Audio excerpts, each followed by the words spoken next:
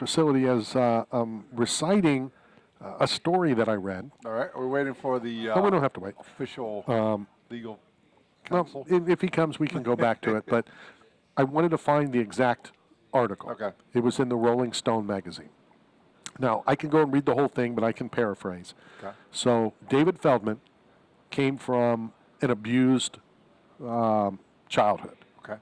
The president of President of BKFC, sir, who has now, my entire opinion hasn't changed because I've always liked Dave. Okay. And, you know, we talked about Cain Velasquez.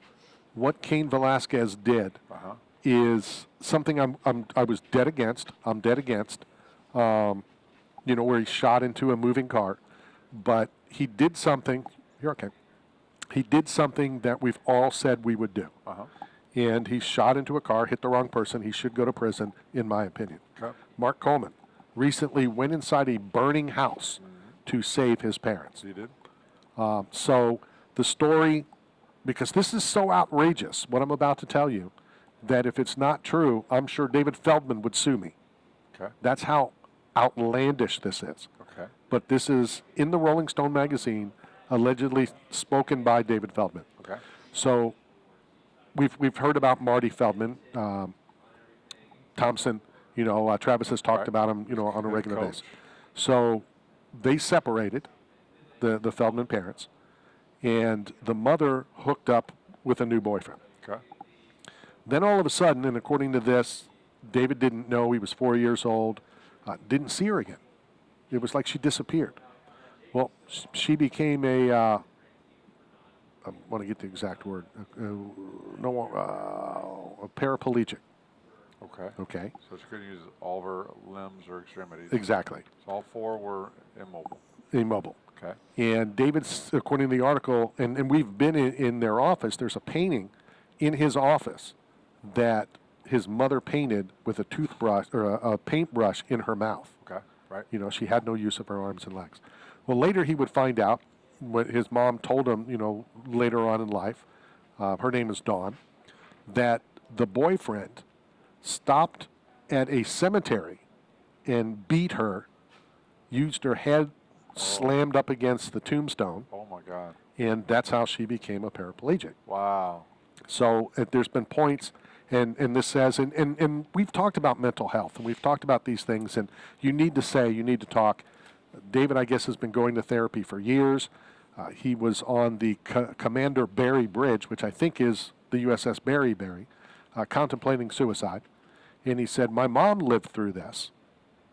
I can't. I'm going to move on. So now he's in a bar. I believe he just opened this bar. He's been trying to, you know, figure out things to do and whatever. And this young lady comes in, and they start talking, and according to this, start flirting a little bit. And I want to get it exactly.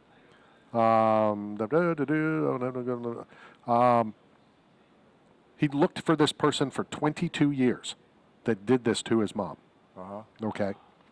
So he's in this bar, and this young lady, beautiful woman, walks in and asks for a drink.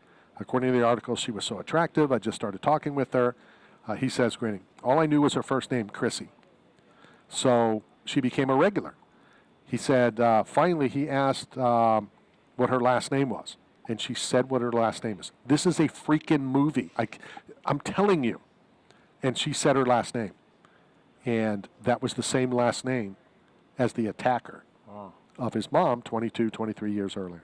So it says, I asked if she knew this person, and she said, yeah, he's my uncle. And he only lives right around the corner. Wow. And she says he was only 15 minutes from there.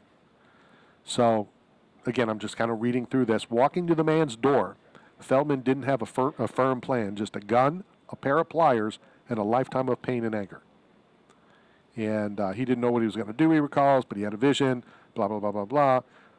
Door opened, and he says, an old man looked at him. I said, I'm David Feldman, Feldman recalls, and he looked like he saw a blankety-blank ghost.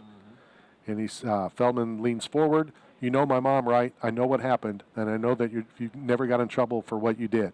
And he was like, uh-huh. And right then I knew for sure it was him. I grabbed him, put him on the blankety ground, and just started choking his neck.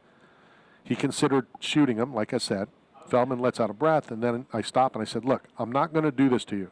I had a gun on me, but I'm glad I didn't do that. Instead, I took out the pliers, took his Achilles heel, and I blankety squeezed it and squeezed it and squeezed it until it popped, and then I just left. Okay. Now you can't walk either, blankety blank. So, An I eye was for- curious, An eye for an eye. which I'm all for. Yeah, for I'm sure. all for an eye for sure. an eye. You know, and at least this case over Cain Velasquez's case is he got the right person. Right. Kane was shooting. Right, he shot into the car and hit the stepfather. Wow. So I'm just curious. Obviously, he has attorneys, so he knows that he could have talked about that. To me, my mind's blown. I texted David Feldman right away and said, wow, just read the story. And, you know, his fights and, you know, how he's lived his life, you know, since the very beginning. So that's why I was just curious, you know, does it matter if nothing happened to him, if they didn't report, you know, I don't know how you don't report.